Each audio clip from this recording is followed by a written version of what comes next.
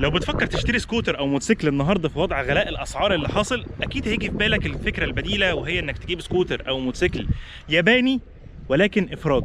النهارده هنقول لكم يعني ايه افراج، وايه اهم الحاجات اللي لازم تشوفها في السكوتر او الموتوسيكل بتاعك وانت بتشتريه افراج، عشان يكون ده السكوتر او الموتوسيكل المناسب ليك.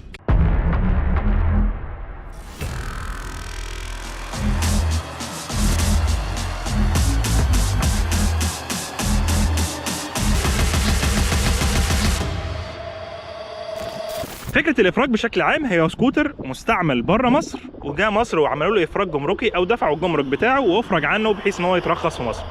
بشكل عام السكوتر ده بيجي على اسم واحد، كل مواطن ليه ان هو يدخل في السنه سكوتر واحد او موتوسيكل واحد على اسمه، فبالتالي التجار بعد وقف الاستيراد بيجيبوا على اسامي ناس، وبتبتدي الافراجات ان هي اول ما تشتري سكوتر افراج يتبعت لك او يبيع لك الشخص ده، وتبتدي انت تمتلك هذا السكوتر او الموتوسيكل. طب ايه الميزه انك تشتري سكوتر افراج عن سكوتر مستخدم في السوق المصري، وايه الميزه في انك تشتري ده بديل للجديد في السوق؟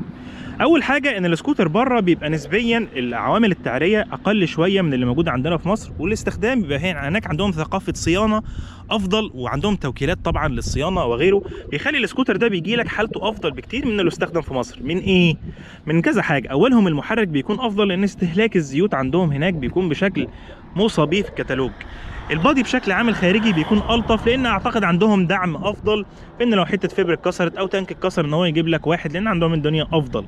فبالتالي من الاخر انت بتشتري الافراج عشان تاخد حاله افضل بكتير جدا من المستخدمه في السوق المصري. واحيانا هتلاقي في السوق المصري معلق نمر حالته كويسه يعني، بس عموما انت بتضمن ان محدش لعب فيه وحط فيه الدماغ بتاعه الميكانيكي اللي بيتعلم هنا في مصر. طيب ايه النقط اللي لازم تتفرج عليها وانت بتشتري السكوتر؟ السكوترات لما بتكون بره بتكون حالاتها يعني زي ما نقول ممكن نصنفها لحالتين او ثلاثه. هل السكوتر ده ماشي كتير ولا لا؟ ده ما بيفرقش معانا. ليه؟ لان غالبا في ناس بيضربوا عدادات وغيره، فاحنا بنبص على الحاله، وده اللي جاي اقول لك عليه النهارده. اول حاجه بتبص عليها لازم تشوف الموتور بتاع السكوتر او الموتور بتاع الموتوسيكل بتاعك. هل الموتور صوته كويس؟ ودي لازم يعرفها فني. وهل الموتور رشح زيت؟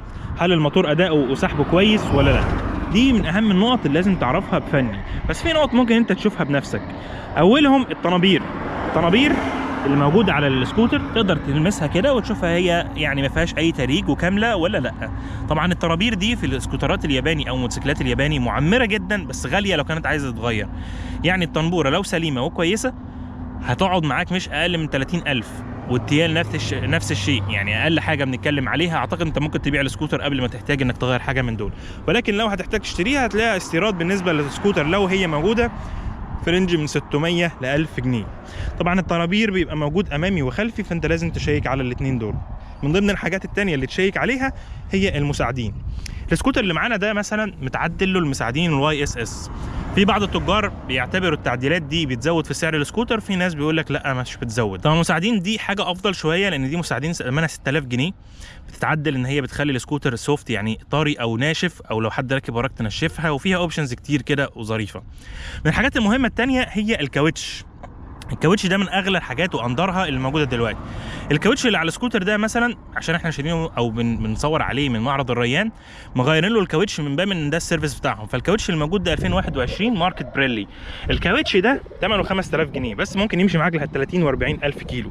فطبعا الكاوتش من ضمن الحاجات اللي بتتقدر في السعر لو انت بتقارن ما بين السكوتر ده في محل ومحل تاني. فانت دايما بتشوف النقط اللي انا بقول لك عليها دي، بتشوف الوجه العام للسكوتر سواء مرشوش او لا، سواء متخبط او لا. طبعا بتبص على البادي العام للسكوتر. من الحاجات المهمه اللي لازم تعرفها ان السكوترات دي بره كتير بتكون متخزنه في بيوت، فهتلاقي عليها عوامل تعريه كتير جدا، مش عيب في التاجر ولا عيب في السكوتر، ولكن بتحتاج تظبطها. من النقط المهمه اللي انت لازم تعرفها كمان انك لما بتشتري السكوتر ده انت بتعمله تشيك على فلتر الهواء وعلى الزيت وعلى فلتر الزيت. كل الكلام ده مش مهمه التاجر، واحيانا ممكن تلاقي رشح زيت او غيره، لان الحاجات دي بتكون رشح زيت بس مش تسريب، يعني بعض الزيت موجود تحت، لان احيانا في خلال النقل بيزودوها زيت، بيعملوا لها زيت. كل الكلام ده بيعملوه بشكل مش معتنى بيه قوي، فبتسقط زيت وغيره. فبشكل عام دي من النقط اللي لازم تبص عليها. نقط كمان المهمه انك تبص على المساعدين، هل هم راشحين زيت من هنا ولا لا؟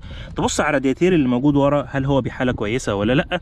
تبص على الجنط لو هو في اي تنيات او ضربات او اي حاجه، دي من النقط المهمه. وتقدر تبص على الفايبر من بره. طبعا حاله السكوتر في العداد هي ممكن كتير جدا من الناس يغيروها او من التجار يغيروها. يعني السكوتر ده مثلا ماشي حوالي 50 او 43 الف كيلومتر.